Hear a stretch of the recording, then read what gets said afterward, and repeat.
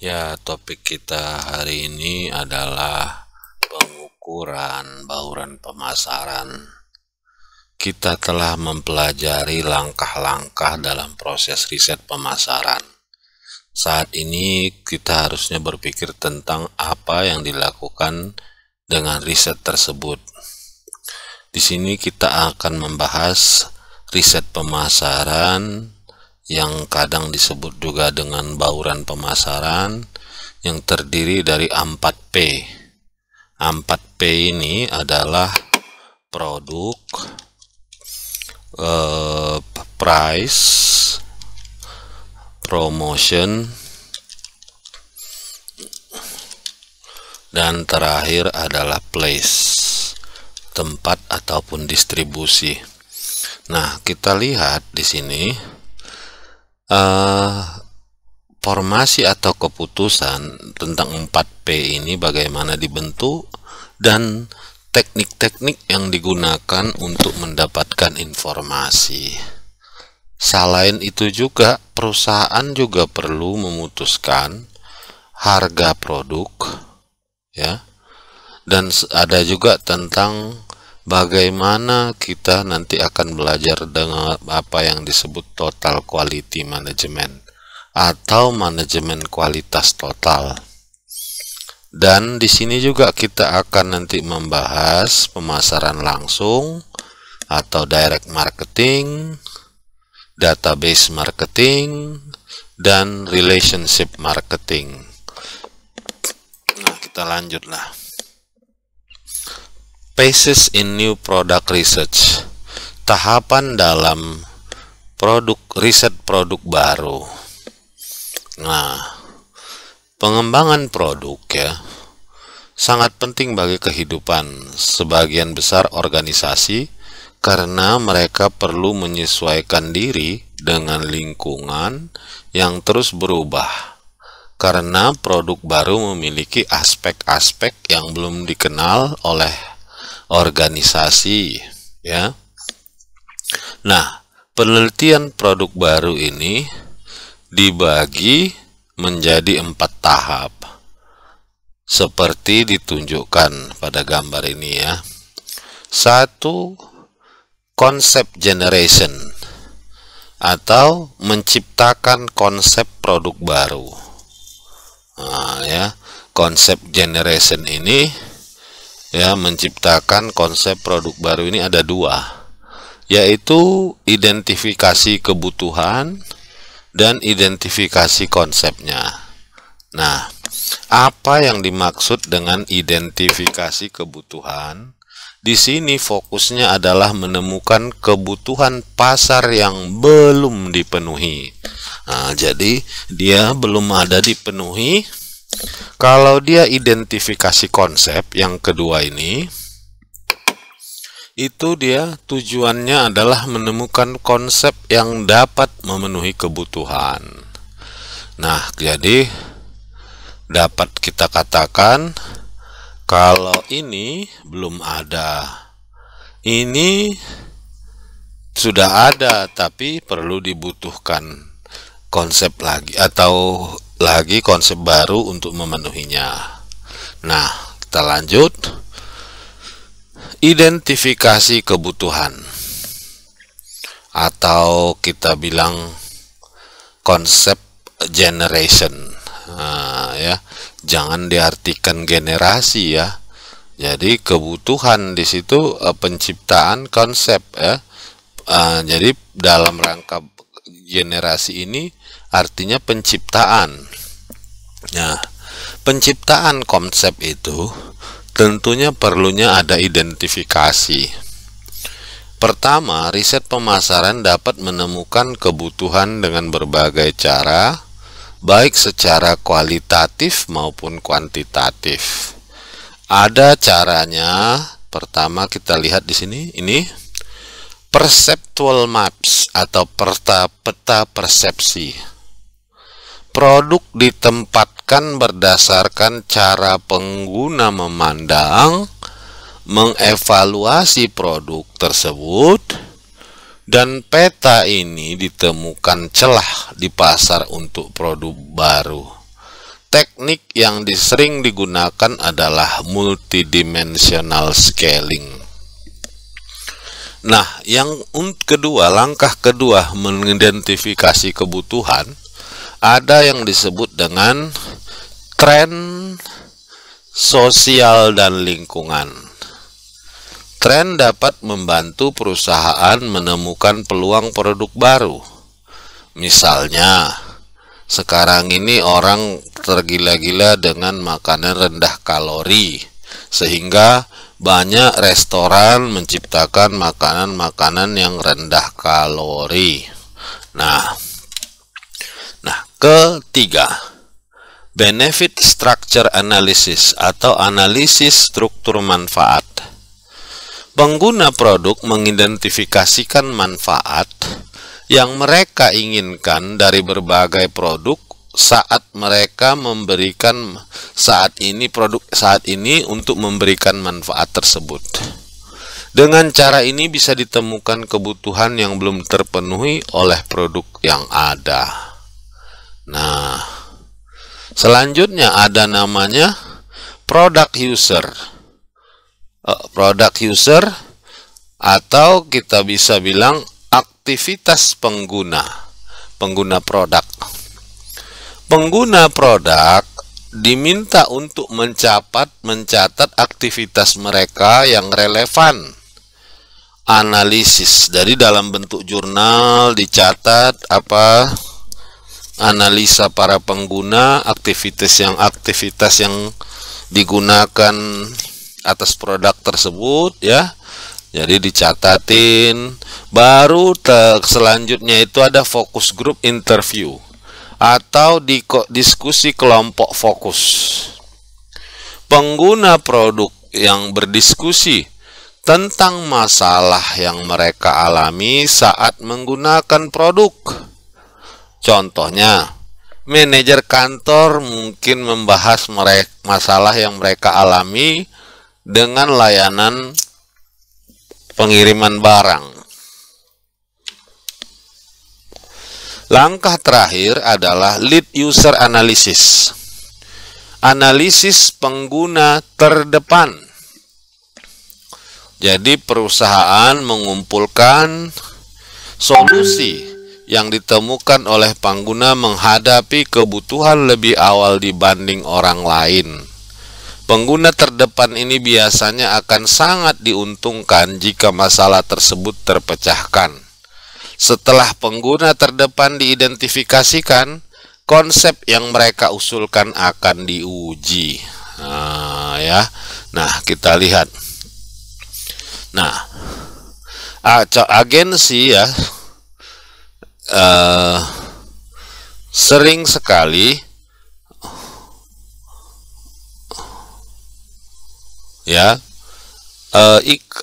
seorang agensi atau sebuah agensi mengadakan ini ya. Mereka mengidentifikasi, kadang perusahaan melakukannya sendiri, kadang perusahaan, kalau perusahaan besar biasanya mereka menyewa agensi untuk melakukan pemetaan persepsi, tren perilaku, tren sosial dan lingkungan dan sebagainya ini ya. Bahkan ada sekarang ini perusahaan-perusahaan tentu yang bergerak di bidang ini, mengidentifikasi kebutuhan, dan mereka dibayar sangat mahal tentunya. Nah, di sini kita lihat ada lagi tadi kita lihat di sini adanya need identification. Jadi di sini yang tadi ini need identification itu mencari yang belum ada. Nah, dalam mencari yang belum ada, inilah yang dipakai perusahaan langkah-langkahnya. Baik perusahaan itu sendiri yang melakukan, bisa juga dia membayar perusahaan lain untuk melakukan. Jadi ini dalam rangka mencari sesuatu yang belum ada. Kedua, adanya mencari sesuatu memenuhi yang sudah ada. Jadi namanya konsep identification. Nah, kita lihat di sini apa saja yang dilakukan orang untuk menemukan identifikasi konsep ini. Ya, pertama, are there any major flaws in the concept? Nah, ya, apakah ada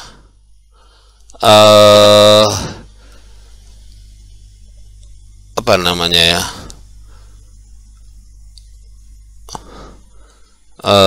Flow ini bahasa Inggris ya, bentar ya, kita cari dulu kamus. Kita lihat di sini juga ada kamus ya, kita lihat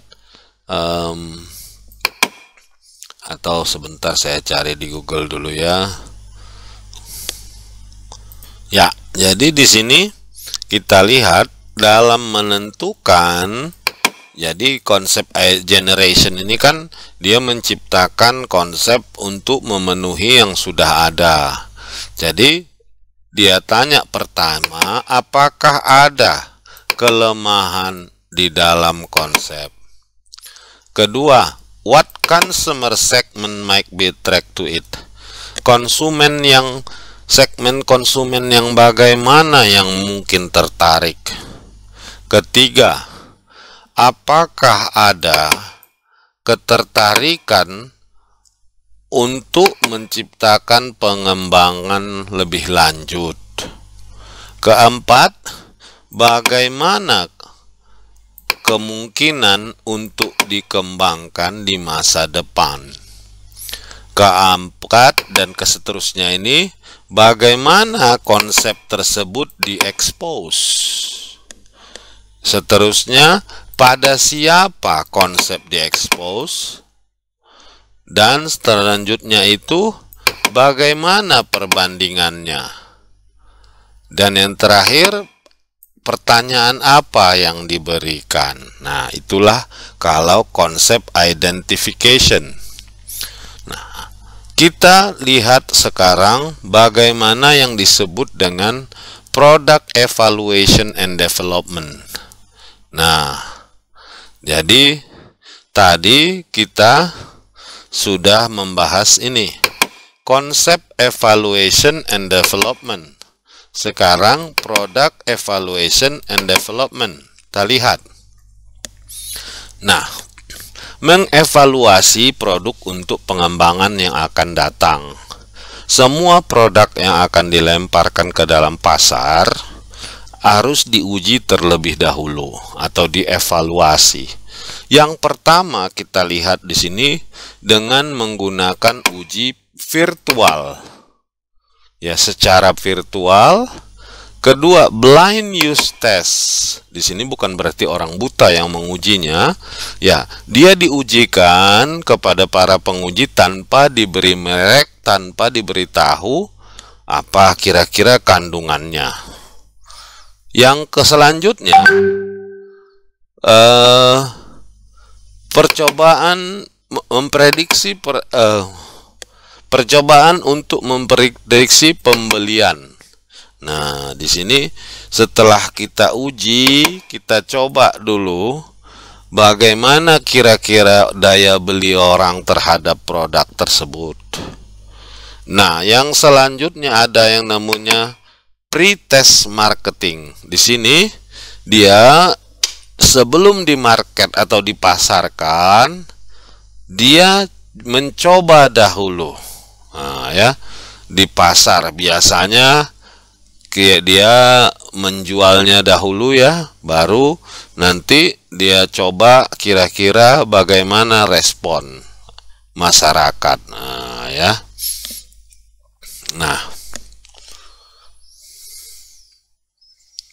Nah, kita coba lihat sekarang. Memprediksi, saya ulang dulu ya yang ini ya. Menggunakan pengujian ini untuk menghadapi tantangannya biasanya ya, kalau adanya kesalahan penggunaan produk.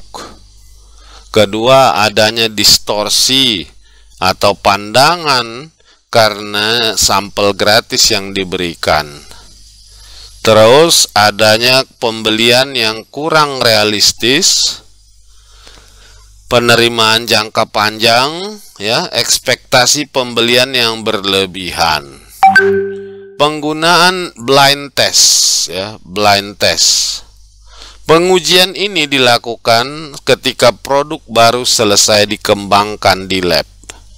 Meski produk terlihat unggul secara teknis, kemungkinan konsumen tidak merasakannya. Nah, di sini kita coba yang ini. Predicting trial purchase, memprediksi pembelian awal. Model yang digunakan adalah ESP, Estimating Sales Potential.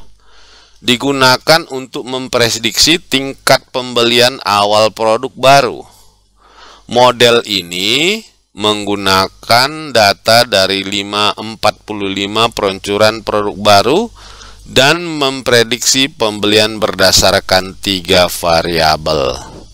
1. Penetrasinya, kelas produk gimana. Kedua, pengeluaran promosi. Ketiga, distribusi produk. Nah, pengalaman belanja kita lihat ya.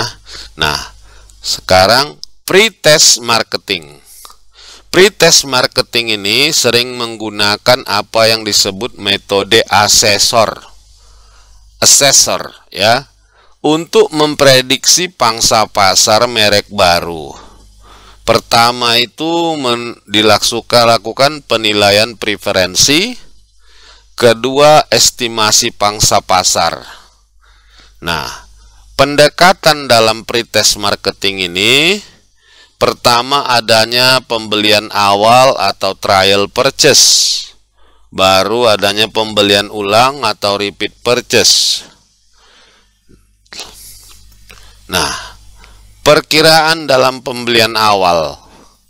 Ini sering ya, begitu diluncurkan, berapa lakunya. Nah, nanti kita coba belajar apa itu namanya metode asesor tadi. Jadi ada 2.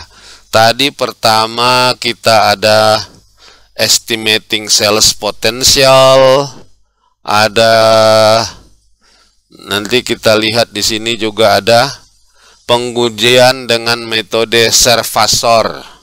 Nah, ya, nanti banyak di situ. Nah, ini kita ini nanti ya. Kita coba lagi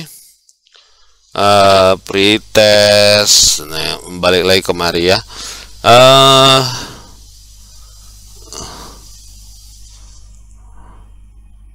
Nah, ini metode pengujian asesor dengan melakukan pengujian laboratorium.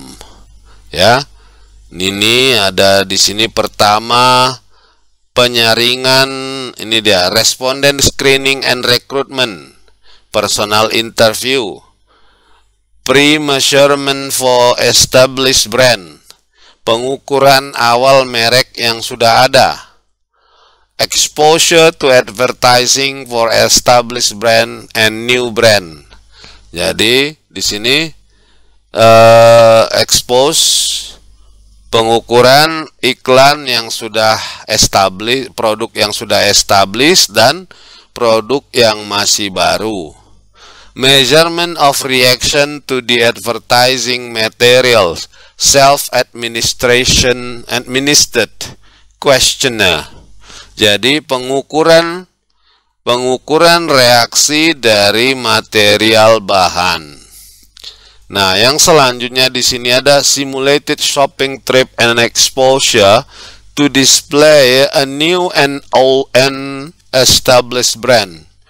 Mensimulasikan. Jadi mensimulasikan berarti berpura-pura shopping, belanja, dan melihat display dari brand-brand baru maupun brand-brand yang merek-merek baru ataupun brand yang sudah lama.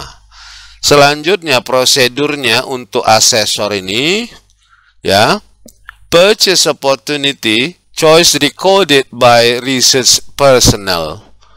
Jadi kesempatan untuk membeli. Jadi di sini kesempatan pembelian. Pembelian pilihannya itu dicatat oleh si peneliti. Nah, selanjutnya di sini home use or consumption of new brand. Apakah ini digunakan home di rumah ya? Konsumsi dari produk baru. Yang terakhir, post-usage measurement. Ya, ini artinya pengukuran pasca penggunaan. Jadi setelah dibeli sama konsumen, kita tanyakan lagi. Biasanya ini melalui telepon interview. Dia tanya bagaimana pendapatnya mengenai barang yang sudah baru dibelinya. Nah, jadi metode asesor ini, desainnya kita lihat desain ini, dia O1, O2, X1, O2 dalam kurung, ini berarti optional ya. X2, O4, X3, O5. Pengukurannya. Nah, di sini ada measurement. Kriteria for target group identification. Composition of relevant set of established brand attribute weights and ratings and preference.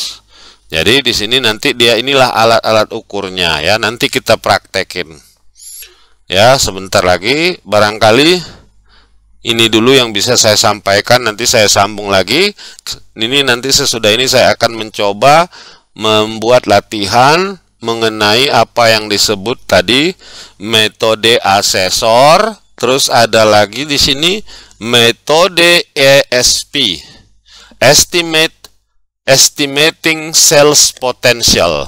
Ya, oke. Nah, ini kalau dia tadi yang ini mana ini virtual product testing, blind use test, ini bisa kalian coba cari di internet bagaimana pengaplikasiannya. Barangkali ini saja dari saya, mudah-mudahan bermanfaat. Terima kasih.